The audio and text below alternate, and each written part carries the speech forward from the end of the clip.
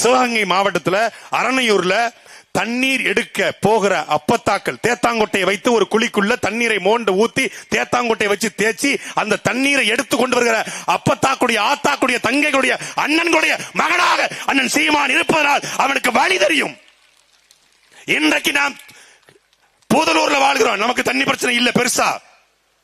தஞ்சாவூர்ல சோழமண்டலத்துல தண்ணி பிரச்சனை இல்ல.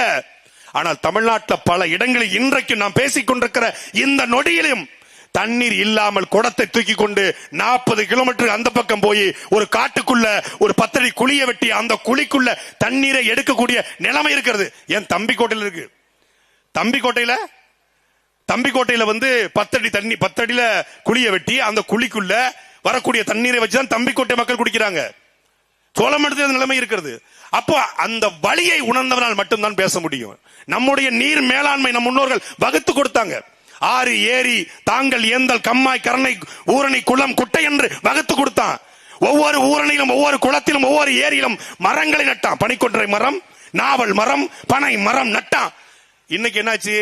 எங்க ஐயா ஜப்பானுடைய துணை முதலமைச்சர் வந்தார்ல, கெண்டக்கி கர்னல், அவர் ஜப்பானுக்கு போயிட்டு வந்து ஜப்பான்ல சிகப்பா ஒரு பூ இருக்கு, இது நல்லா இருக்க அப்படின்னு ஒட்டுமொத்த சென்னை முழுக்க ஒரு மரத்தை நட்டார். அந்த மரத்துக்கு பேரு அவருக்கும் தெரியாது, எங்களுக்கும் தெரியாது, எவனுக்கும் தெரியாது. ஒரே புயல் மொத்த மரமும் விழுந்துருச்சு. இதே இந்த தஞ்சை மண்டலத்தில் கஜா புயல் வந்தது. கஜா புயலை பலாமரம் விழுந்தது, தென்னை மரம் விழுந்தது, வாழை விழுந்துரும், நாவல் மரம் விழுந்தது, புளிய மரம் விழுந்தது, புங்க மரம் விழுந்தது. ஆனால் கஜா புயலே விழாத ஒரே மரம் நம்முடைய பனை மரம் மட்டும்தான்.